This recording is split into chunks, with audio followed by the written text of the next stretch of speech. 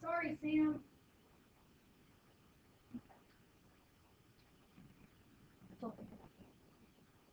Okay, we're finding the tangent line, Sam. So what did you get for this tangent line? -1/2 x plus 2. Do we have questions on that? Now this is the only difference for local linearization. Instead of having y, they have it as some function. So a lot of times you'll see like L of x for the local linearization, or they may say T of x. Or they'll just say some function of x, whatever they decide. Okay? But you'll most likely see it that way. So now if I want to find what f of 1.9 is approximately, where do I plug 1.9 into? L of x.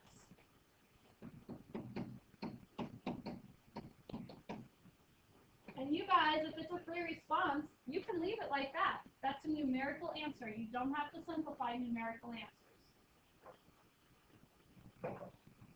If you did simplify it, there's a calculator. Can tell me about it.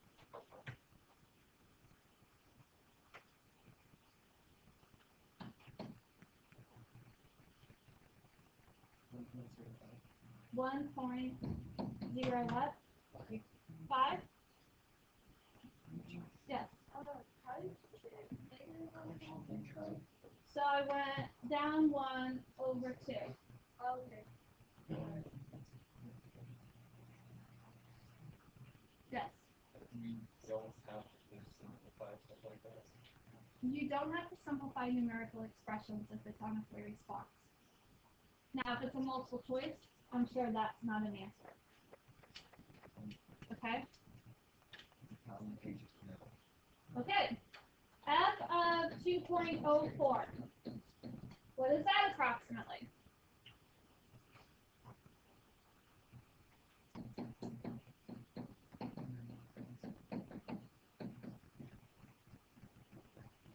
Yes.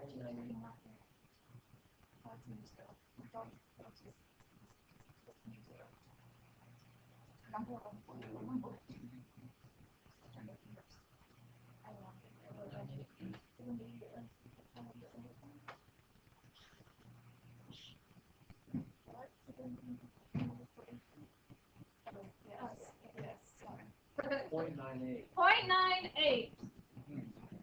Okay. Now, this question didn't ask, but what if I asked you, are these under or over estimates? Over. Under. Under. Under because it's a min. And the tangent lines are underneath it. So would f of 1.9 be greater than what we found or smaller than what we found? Smaller. Greater. It would be greater. So these guys are underestimates, but can you tell me why? What would be the correct justification in that? Chris? Don't say it.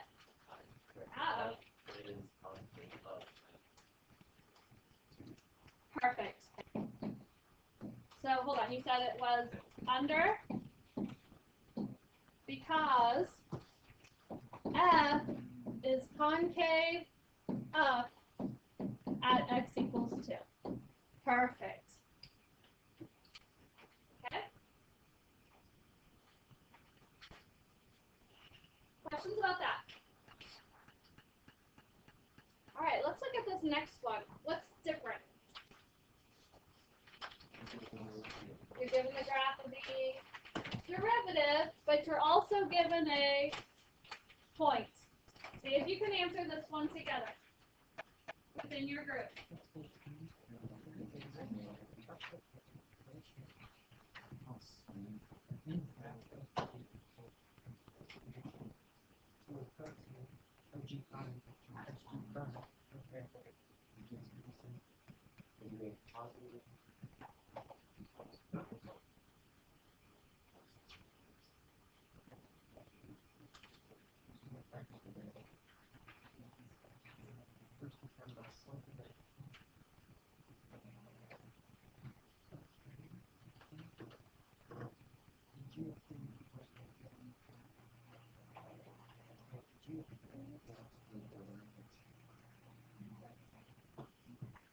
giving you G prime now, not G.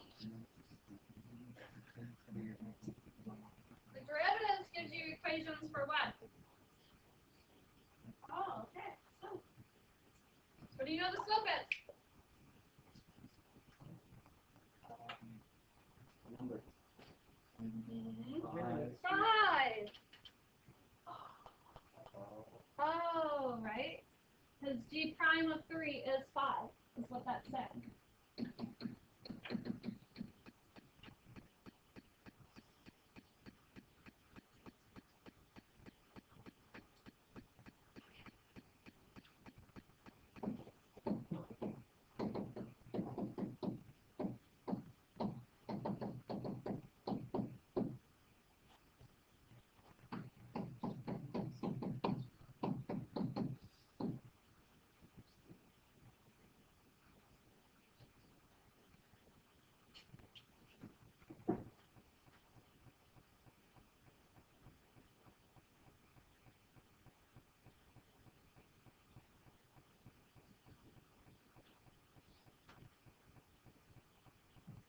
Okay, did everybody get the local linearization okay? Alright.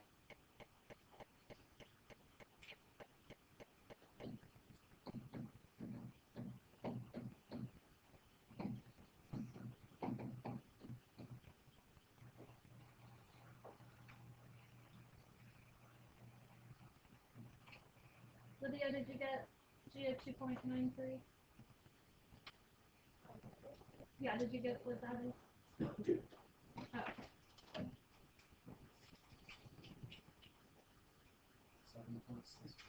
7.65? Is that the 3 decimals? Okay. And then for 3.1? 8.5.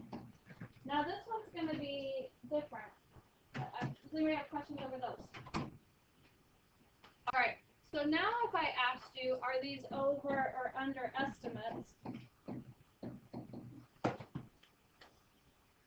Under estimates.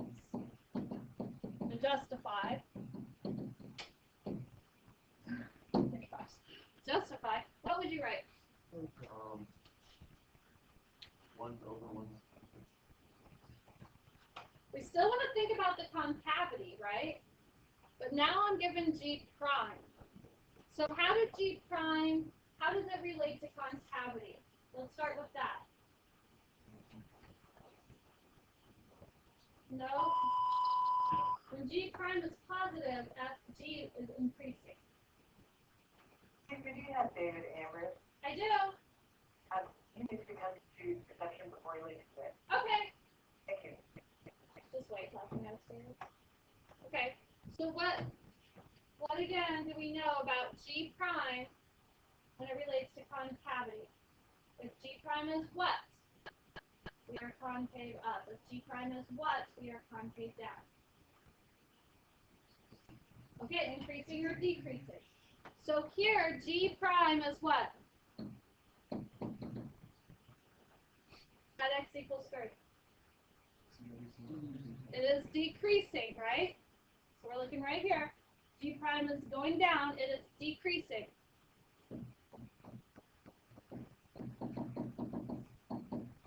So G is concave what there?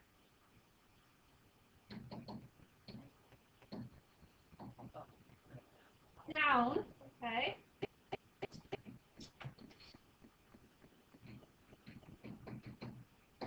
So therefore it would be a what? Underestimate or an overestimate if we're concave down? Overestimate.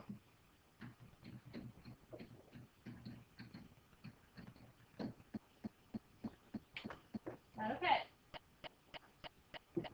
Alright, so we want to know that relationship with G prime, G, and G double prime. Okay, so then this last part you're going to be like, oh, that's nice to just leave it. Yeah. We're going to go right here.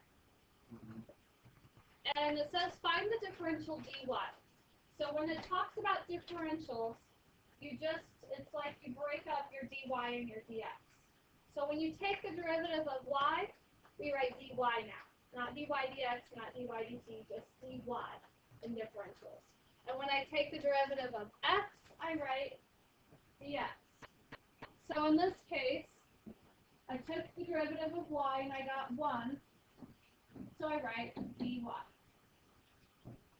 And then we just have to remember all of our rules.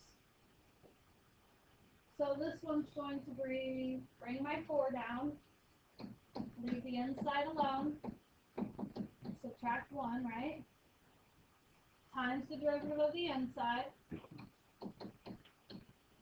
And I took the derivative of x, so now I write dx. And that's okay, but that's going to drive me crazy.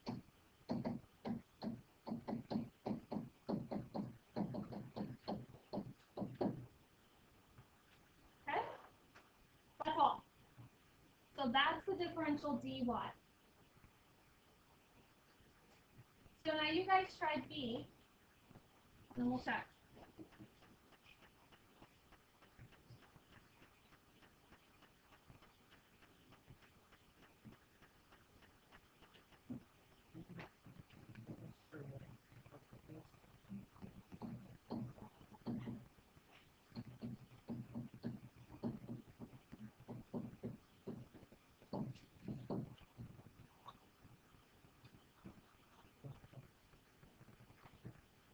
Make that a coefficient of -1/2, right? Make the life easy.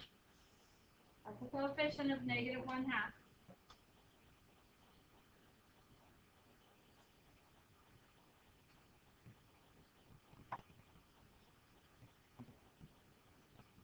Chloe, is my answer right or wrong?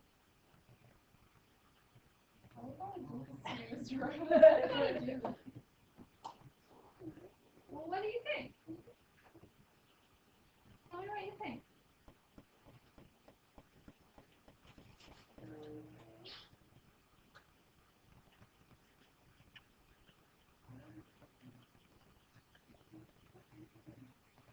So let me tell you my process, and you tell me if you think I'm doing it right, okay?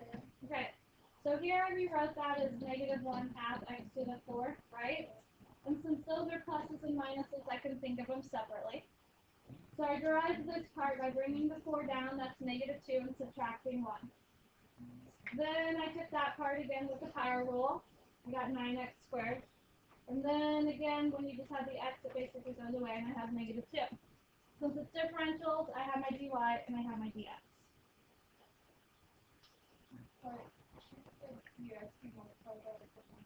Very good. So I am wrong, okay? This would be wrong. Because right now the dx is only with the 2, and it needs to be with everything, parentheses, brackets, whatever. Why did I not need them here? Because there's parentheses right there. Yeah, that's all multiplication, right? So I don't need another set. But in this case, I would, or you would get it wrong. And this one, this is for you. Okay? Okay, so we're going to solve differential equations and same as tangent lines, and we'll get to more of that. We usually do all the basics, and then we actually specify some, not as much as fiddly, but yeah, let's go. I can show you as we go, or I can look it up now for you. Yeah, that's about it. Okay.